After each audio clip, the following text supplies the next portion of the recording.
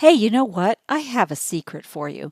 Did you realize that since Ponga works in your browser, you get full advantage of all of the different kinds of browser extensions you might already have installed? For example, my favorite, Google Translate.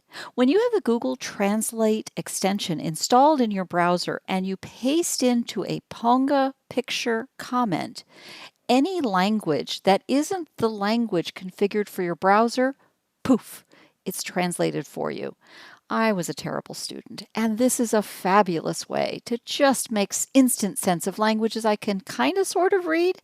This is perfect. It's also great for when you're chatting with your family overseas. They type in their native language, and you read it in your own language. Poof. Translate will take care of that for you. A few little changes every now and then, but good enough. You understand what they're saying. Hope that's helpful.